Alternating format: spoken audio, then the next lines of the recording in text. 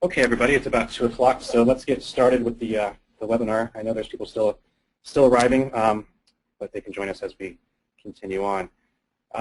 Today we're going to talk about SSH key remediation and how to secure your encrypted secure shell networks. My name is Jason Thompson. I'm the Director of Global Marketing for SSH Communications Security. And just to give you an idea of what we're going to be discussing today, give you an overview. First, we're going to talk a little bit about SSH Communications Security, the company. Many of you know the protocol, but we also want to just let you know that the company that invented that protocol, about that company and who we are. We'll cover the current state of secure shell management. We'll look at things such as external threats, the threat from virus and cyber weapon attack, internal threats, and why this has happened. Why are we at this point where these threats are real to us today as we see them in the current space. We'll also touch on compliance as well as costs that are associated with key management.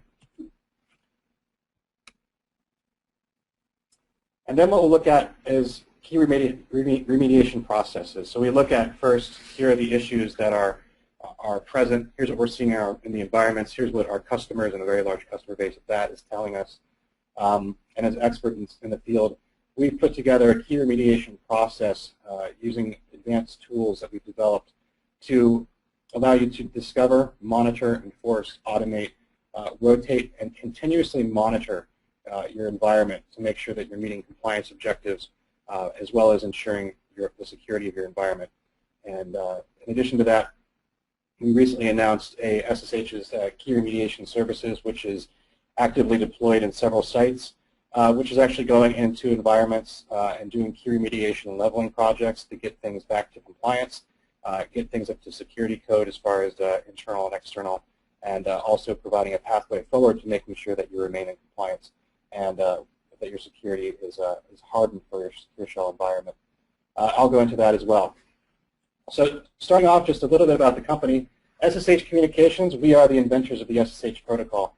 And that's one of the most widely used protocols in the world with millions of deployments worldwide, literally shipped with every Linux and Unix box, as well as available on most Macs, and also easily downloadable to systems like operating systems like Windows. We have over 3,000 customers worldwide, including 7 of the Fortune 10 and a large chunk of the Fortune 100. We are the preferred provider for supported core SSH technologies out there today with some really impressive names to our credit. Beginning in September 2011, we began developing a platform-based approach to secure shell management, deployment, management, monitoring, and data loss prevention. And that's part of the information assurance platform, which is the core of what we're building on today. And we'll go into that as well in this presentation. Some of our customers include energy and utilities companies, fairly big names there. Although these aren't exclusive, they're still some of the top names out there, and they trust us with their data in transit and other security requirements.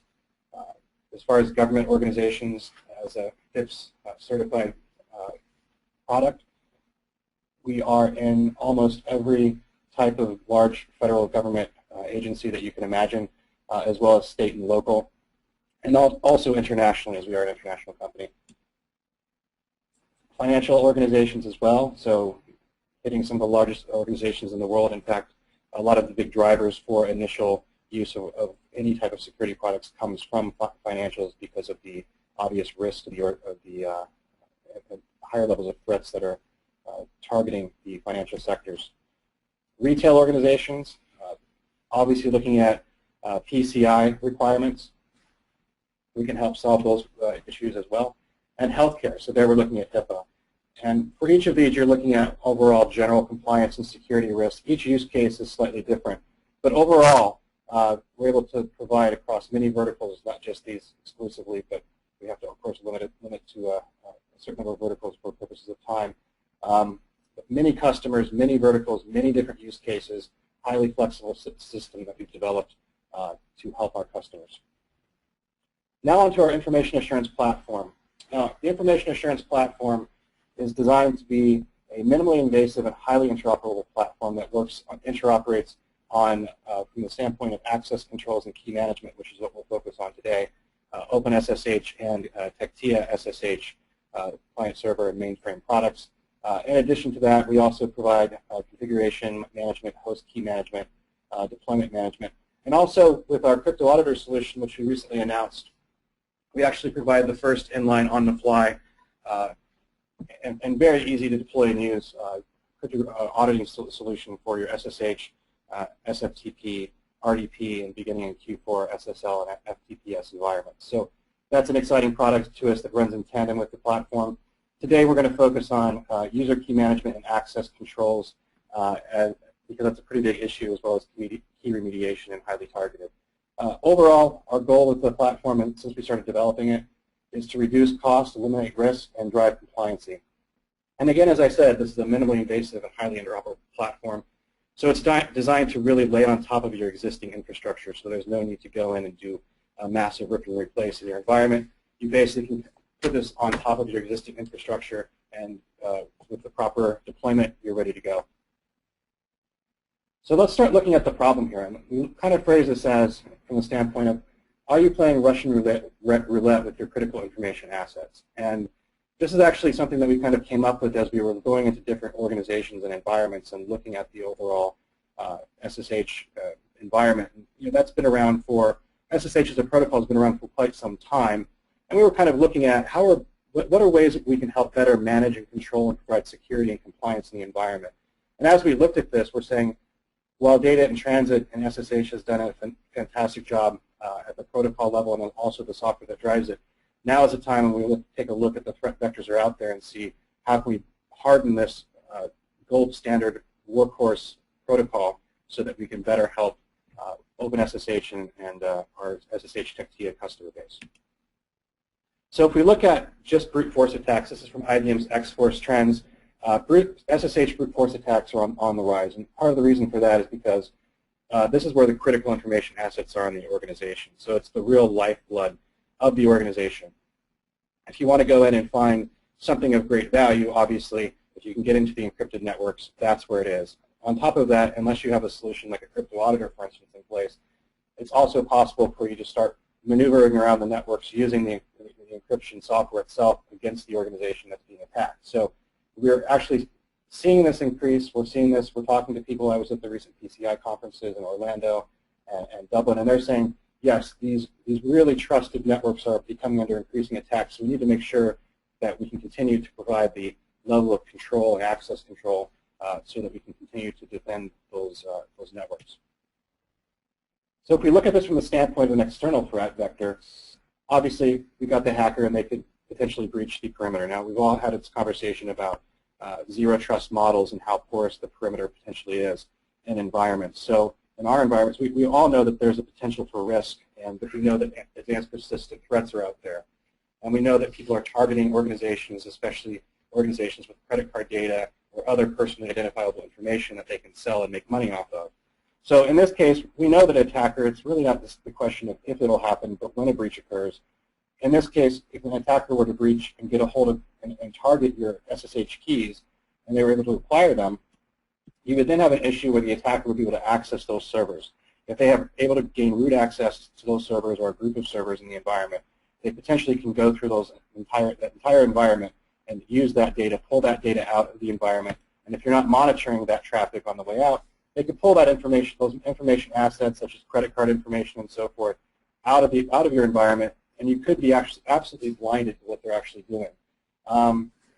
In a sort of a worst-case scenario, existential threat to an organization, we also can look at this from the standpoint of a virus or cyber weapon threat, and this is very real, and we've been talking to some of the thought leaders in the space, especially in the government space, looking at this and looking at access controls, looking at ways of managing access controls to SSH. And what we're finding when we're talking with them as well as looking at our other customers, we're finding that most organizations have on average 8 to 100 plus SSH configured granting access on each Unix and Linux server. So you can multiply out however many you have in your environment and kind of get an idea of how many keys you have to manage. In some cases, there's as many as 2 million to 3 million keys potentially in a particular environment. Those could be managed on spreadsheets or so forth, or not tracked or easily trackable on someone's computer at home that could become compromised, or a work computer that becomes compromised. Also in the world of BYOD, it could be on a cell phone or iPad because you've got those applications now on those types of devices. Obviously, these keys often grant the highest level of administrative access. And because of the mesh that these keys are sort of created in, and they're so dense, it's highly likely that if someone were to get a hold of one of those keys, get behind the perimeter, get a hold of one of these keys, you now have a potential virus or cyber weapon in the perimeter with the ability to access maybe possibly multiple servers. This risk increases substantially if viruses also utilize other attack vectors to escalate privileges to root otherwise high-level administrator after penetrating a server. So realistically, this is a significant threat because once someone is able to penetrate the perimeter, now they're inside the environment. Now they have the keys to basically the castle. If they have root, you have a serious problem. So this is one of the things that we're seeing out there as being sort of that massive threat. Like eventually, if this could occur inside of an organization, could potentially shut the organization down for a period of time or an extended period of time and reap a lot of havoc. And we're also talking to folks too, internal threat vectors, and this could be an employee who's been compromised through an outside group. Maybe they've been threatened to give up information or access keys or passwords and so forth. That definitely can occur. We also know people who, like the WikiLeaks, for instance, in the military space, people who are operating inside of an organization who are malicious insiders who are allowed to be behind the perimeter, but unbeknownst to us, because this is the person that we see every day at the water cooler, we might sit beside them, they might be an employee of ours, they're allowed to be behind the perimeter, but if they're a malicious insider, they obviously still have access to those servers, to those keys. So we need to put in place, from the key side, the ability to restrict back who can create keys, who can access those servers, make sure that only those who need to have access do have access. And also, and as I won't bring up the crypto auditor in the actual product section of the demo today, but if you want to learn more about how to stop internal threat vectors by monitoring your encrypted channels, you can also look at crypto auditor, which will actually allow you to stop someone who has gained access through keys that they're allowed to have and are looking to extract that information through an encrypted tunnel. And of course, if you're not monitoring your keys and managing your keys as well as monitoring your traffic on your encrypted networks, you may not know which insiders actually compromise your environment. So that could be an extreme issue for you. Oh, we want to say, why has this happened in the environment? Why has this happened? Is there a weakness in our overall encryption protocols? Is this some type of major issue that has occurred because of that? And realistically, we find no. There's no weakness in the protocol itself or the software that drives it, but it's the management of those access controls. So really, insufficient controls over who can access what information and on what server. Well, clearly that's going to become a major issue. I think when data in transit came out as well as overall encryption, it was rather tactical, and now it's become quite strategic. So we need to have management tools that are able to help us with that. Keys, in addition, are often stored, and SSH servers are often configured in a way that permits anyone logged into a user account to configure new authorized keys for login. So basically, you have a wild, wild west environment where anyone can go through and create keys inside of the organization, and clearly this can create a major risk. From the standpoint of business continuity, actually knowing what's going on in your environment, for most organizations, there's absolutely no documentation about what each key is used for and why it was created. Obviously, when you have people who are able to create keys throughout the environment at will, if they have access to the server, clearly it's going to be very hard to enforce documentation of that. You're not going to know what is accessing which information. Of course, this leads to no systematic removal of keys when they are no longer needed. One major reason is, one, cost, because it's very difficult to go through if you have a 5,000 server environment and remove keys. Because obviously, if you multiply 5,000 by potentially 100 keys per, that's a lot of keys to go manage manually. In addition to that, organizations don't know what these keys are doing inside their organizations, and it could cause critical applications to fail. So from a business continuity standpoint, you're looking at this and saying, well, if we start rotating our keys or removing our keys, then maybe this major application process that takes place at midnight every night that sort of drives our business, well, maybe that won't happen. Let's find out. So that's probably not something you want to find out. So most organizations allow the keys to simply just remain in place. In addition to that, no visibility into one-to-many relationships, so that's really critical to be able to figure out your one-to-one relationships and your one-to-many relationships, and from that be able to define exactly which relationships those are so you can better manage that. Obviously the one-to-many relationships has some different risk profiles attached to that, but also could be done for unified convenience for different administrators and different applications. Normal privileged access management and auditing systems can also be bypassed using key-based access. So this potentially is opening up an uncontrolled, unaudited backdoor to your production system. So that's a huge risk factor as well that we oftentimes see in the current environment. So let's look at a real-world example. So I've talked to you about kind of the things we're seeing out there in the space, but these are actually real case studies that we've kind of coming together, talking to different customers, talking to different folks out there as well as auditors in the space. And this is just one particular real-world example where we've got a global 1,000 diversified company with over 10,000 servers on their network. Within this network, they had 1.5 million keys identified. I think when they guessed how many they had, they thought a little less than 1 million. So right there, they're off by 50%. 10% or 150,000 keys were unknown and also had root access. So that's a significant security risk when you have that many keys with root access that can actually really do a lot of damage to this particular customer. Fortunately for them, in some ways, they failed the audit, and that caused them to come to us. And this, obviously, they failed the audit before a major security issue happened, where they had that existential threat actually become a reality for them.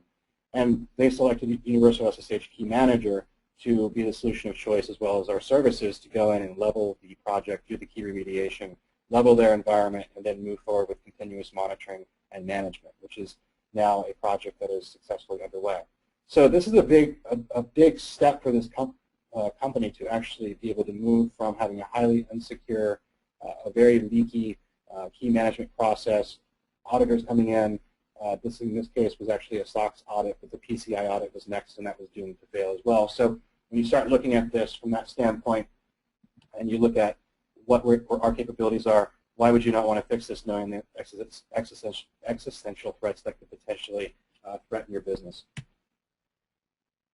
So let's talk a little bit about compliance. We talked about the threat. We talked about the case study a little bit, and we talked about how the SOX compliance wasn't met. PCI was probably next on that fail list. It's from PCI, SOX, HIPAA, NIST, NERC, ISO, COBIT. We've all got similar themes. It's all about access control. It's all about revocation. It's all about audit requirements. With PCI, we just went to the Orlando conference. We just went to the conference in Dublin. We talked to the auditors. Biggest challenge there is they're looking for a way to discover, and they need tools to discover environments. So we're working on solutions to give auditors better discovery tools, obviously, because that's what they need out there to discover what's going on in the environment in the first place.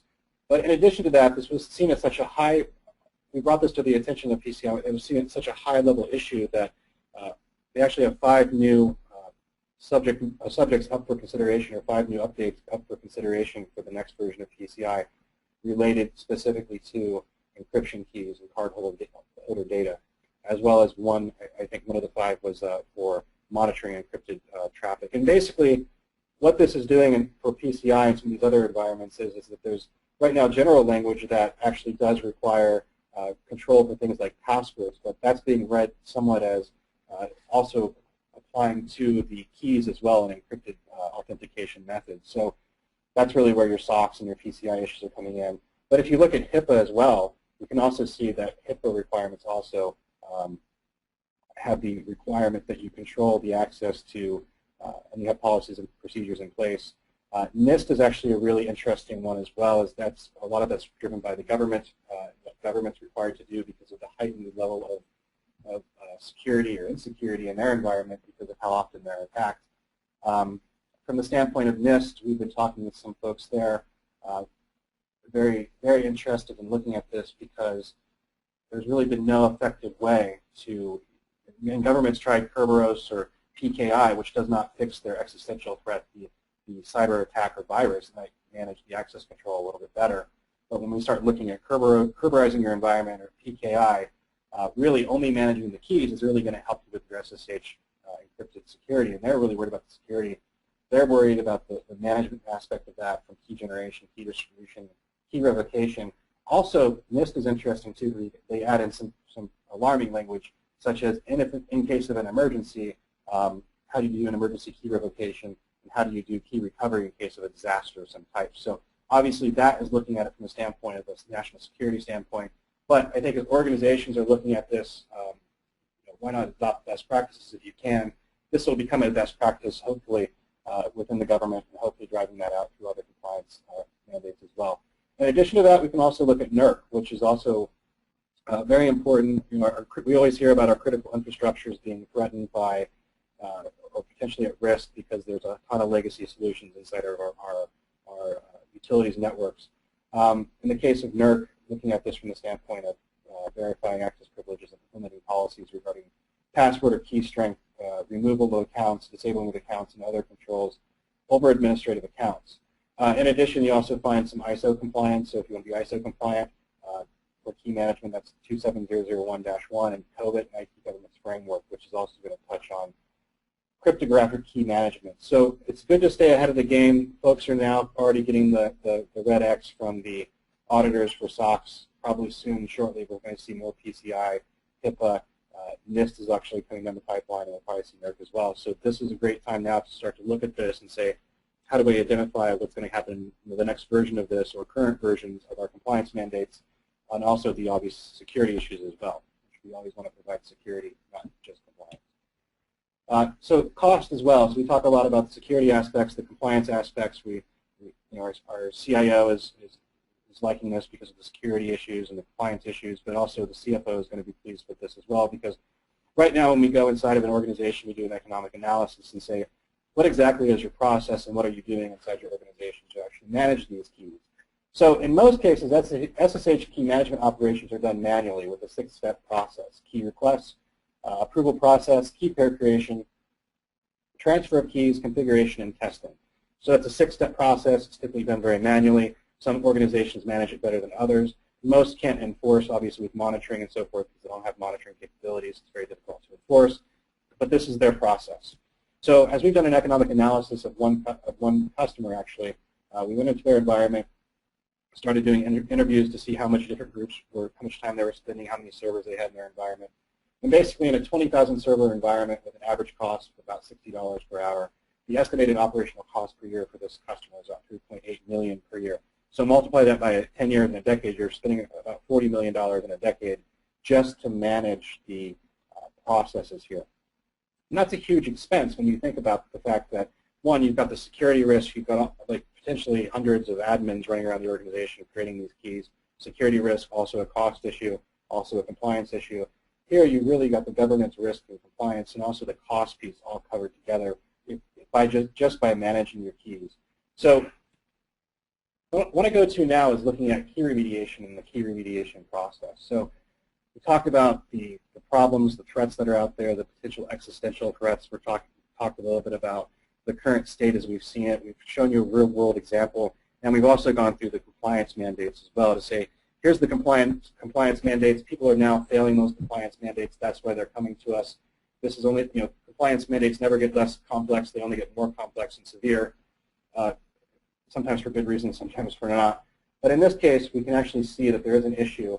Auditors have been reluctant to check the box in the past because a tool necessarily wasn't available or an easy solution. Now we're looking at this and we can say in the key remediation process, we can actually provide a tool and a process so there's a means to get to a better situation in your environment to protect your critical information assets.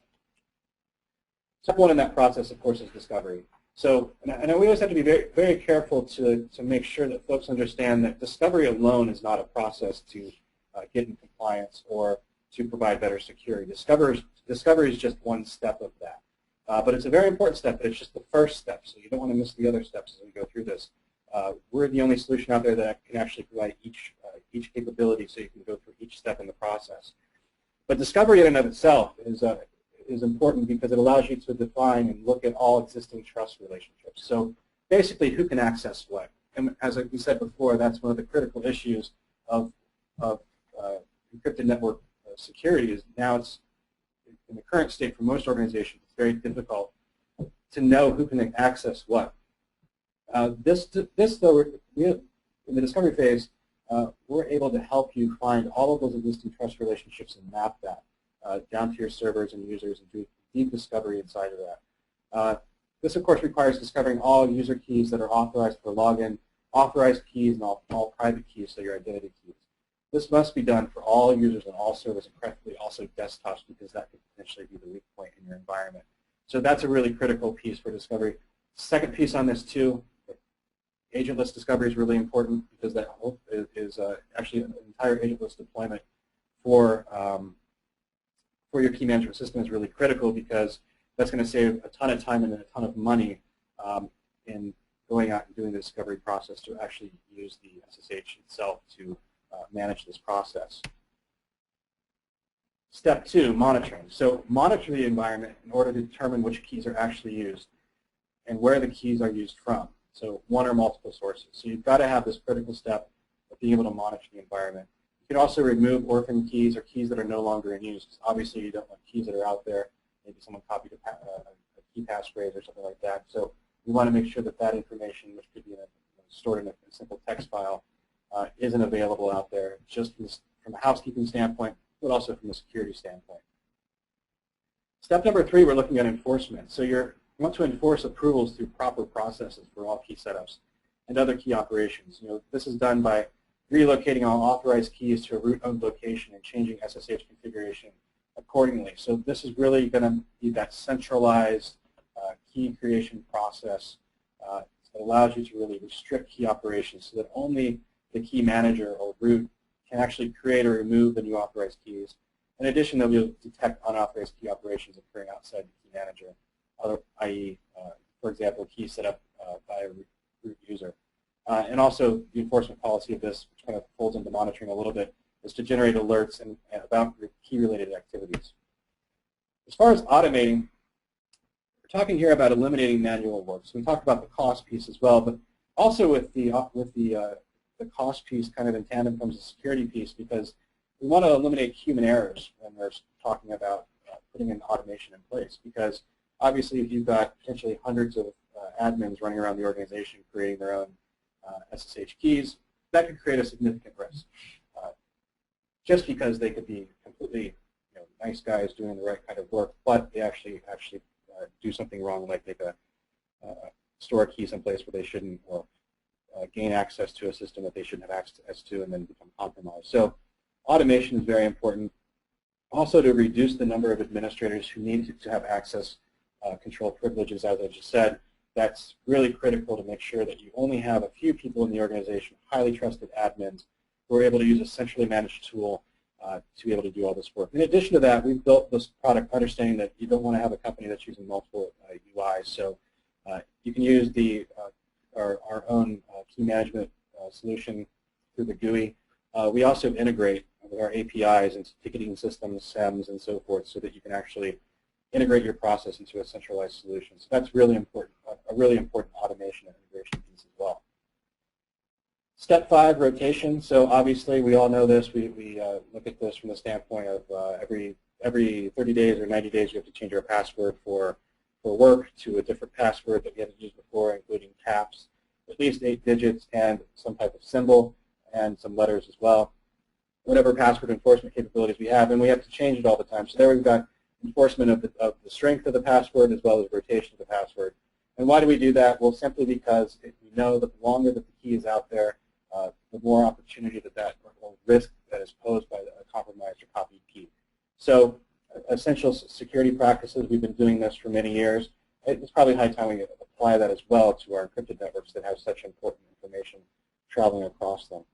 As far as control as well, we need to control where each key can be used from and what commands can be executed using the key. So these are simple controls that we can apply using the key manager as well, and that can be done through a centralized deployment mechanism.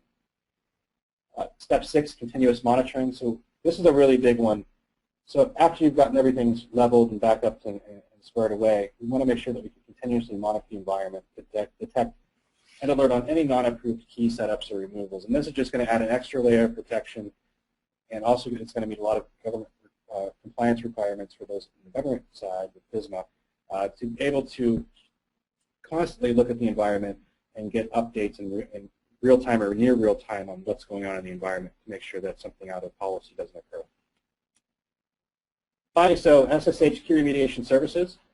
SSH key management deployment projects, this is a major piece for us because we are the experts in the, well, we invented the protocol. So clearly we have more experience in SSH and secure shell application development and deployments than anyone else in the space. And this is very important from the standpoint of business continuity.